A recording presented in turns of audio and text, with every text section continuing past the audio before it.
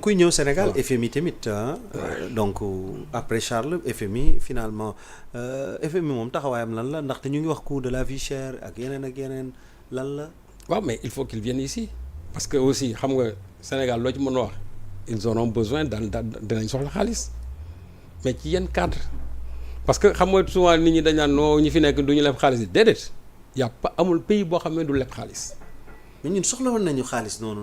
mais regarde aujourd'hui la dette sénégalaise. fan la toll dette bi métti na de. mais la dette là ça va bientôt atteindre presque 2000 milliards. aujourd'hui nous en sommes à 800 milliards.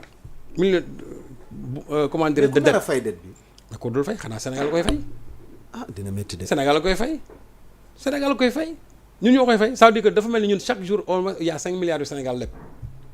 te loolu Macky Sall moo ko fi bàyyi. chaque jour gisal dette bi c'est-à-dire ni mu. bés bu jot juróomi milliards. chaque jour 5 milliards pour te dire donc c'est-à-dire regardez comment la dette a explosé te président Macky Sall bi mu ñëw fii pratiquement la dette n'avait même pas atteint 400 milliards. moo tax kon Abdoul Mbaye am na dëgg ci buy wax ne nañ jaay avion présidentiel. mais non c'est-à-dire avion présidentiel suñ ko jaayee xanaa dañu jëndaat benn pour le président de la République aussi parce que dafa am ay jumtukaay yoo xamante ne nii un président souverain en a besoin.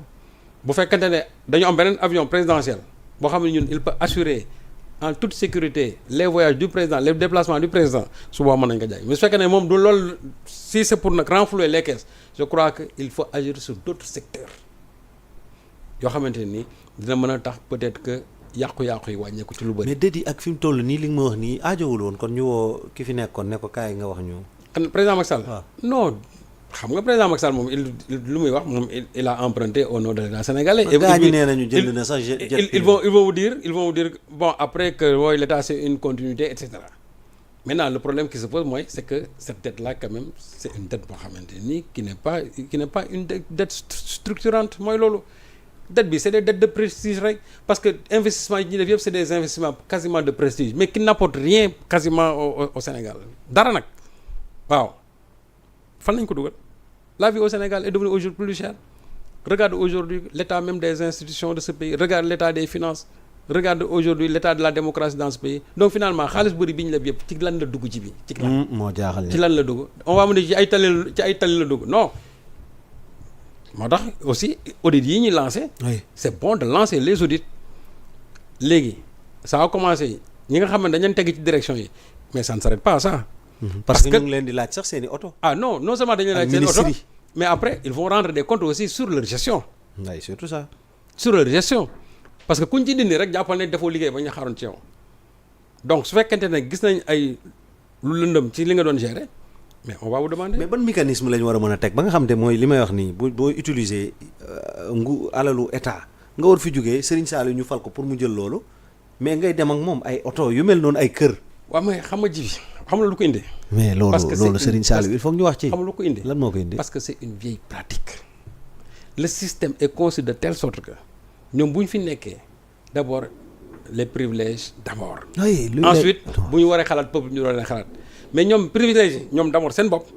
ensuite maintenant on pense au peuple ñaata yoon nga gis président di fi jógee oto yi fi nekkoon gars yi jël ko séddoo ko seen biir.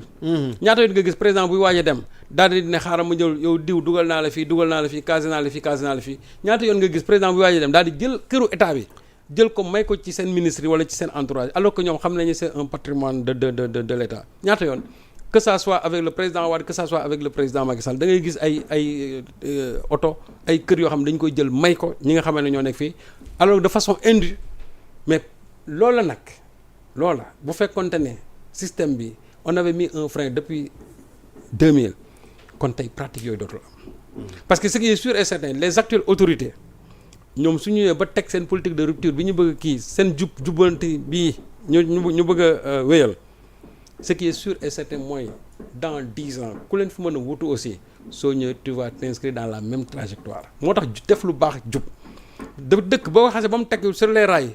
keneen ku ñëw rek da ci ànd. ku ñëw parce que les États-Unis d'Amérique ñoom seen moom laa la wax constitution depuis non moo tax man la xoolal mais ku ñëw da ciy ànd. moo tax li mu lay wax jubbanti boobu bés bu ñu ko jubbantee c'est-à-dire kenn dootu ko mën a dëngal parce que boo ko bëggee dëngal yow yaay soow mais nag jubbanti bi dana métti parce que fii jubati gi dafa yàgg et puis c'est profond encore. loolu mooy dëgg. waaw mais maa ngi dégg itam plan d'urgence ci wàllu cherté de la vie baa du nekk comme plan d'urgence ñu fi nemmeekoo. Non, quand on dit plan d'urgence, c'est-à-dire qu'il faut dans les mesures, dans les jours les plus urgents, c'est-à-dire faire de sorte que on puisse mettre en application la réduction des prix. Moo tax ñu ne plan d'urgence, c'est-à-dire que de façon urgente, il faut que avec bien sûr, comment dirais-je, le secteur privé, qu'on puisse faire de sorte que, comment dirais-je, on puisse mettre en application les décisions yi nga xamante ne moom la ñu tënk ak ñi nekk ci secteur privé bi. Donc les organisations commerçantes étaient allées voir le président, le patronat y était, les syndicalistes y étaient. Moi je crois que ñoom ils vont agir sur les leviers yi nga xamante ne. mais nag rencontre bu suscité beaucoup de réactions.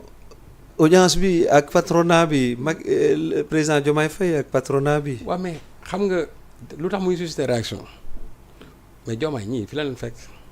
ay des papiers. xam nga waaw mais xam nga fi la leen fekk. waaw xam nga actuellement nii jusqu'à preuve du contraire c'est-à-dire que ñii légalement ñoo fi nekk. xam nga man lu ma doon mën a d'accord. ñu ne ñii ils ne sont pas légaux. ñii amuñu benn légitimité.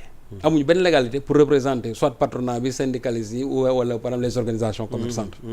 mais su fekkee ne ñoom dans les textes dans les fonctionnements des structures ñoom lañ fi désigné. comme étant les personnes en tout cas désignées. su fekkente mais bu ñëwee mënul jéggaani keneen léegi nag il appartient aux forces sociales ñoom de se réorganiser pour mën a mettre un terme bientôt à cette gérontocratie man déploré naa ko quand j'ai vu certains d'entre eux j'ai dit que mais ñii lan la ñuy def fii mais nag leen ko may mooy ñoom seeni texte ak ñi ñu jiite loolu moo leen ko may ils n'ont pas forcé la porte dañu am légitimité ak légalité pour dem fa léegi nag ñi nga xamante ne ñoom la ñu bokkal secteurs yi su ñu demee ba jàpp ne ñii waruñu fee nekk. à eux maintenant de réformer leur texte et de les envoyer définitivement à la retraite. ñenn ñi nee nañ peut-être ils n'ont pas été conviés. waay comme ni Serigne Mboup ak ñeneen ñi. waaw mais je sais que pour le cas de Serigne xam naa ne même su fekkee ne am na aussi autorités yi xam nga ne déjà Serigne moom duñ ko fàtte ci dara. la preuve Serigne bi alternance bi amee dégg naa fi sax benn rencontre bu mu fi am ak Ousmane Sonko. ce qui veut dire que Serigne moom il a tellement de rapports profonds avec Ousmane. et je sais que ne Serigne même suñ ko wul aussi peut-être ça résulte d'un malentendu. wala en tout cas d'une mésentente entre ñoom ak tout simplement les autorités. dëgg la mais du ci négligence moo tax ñu kii ko. ñu mettre ko en rade. donc daal man li ma jàpp mooy. rencontre yooyu. dina am ñu ciy dem dina am ñu ci dul dem il est vrai que ce qui est souhaitable mooy ñi nga xamante ne yëpp ñi ngi ci biir am fa place war nañ faa mën dem. d'accord waaw. beneen rencontre mooy déclaration de politique générale rencontre avec le premier ministre ak ki ñii di ay député ci assemblée nationale. dafa am ay risques wala. non y a aucun risque et pour man sax je crois que loolu c'est ça la normalité un premier ministre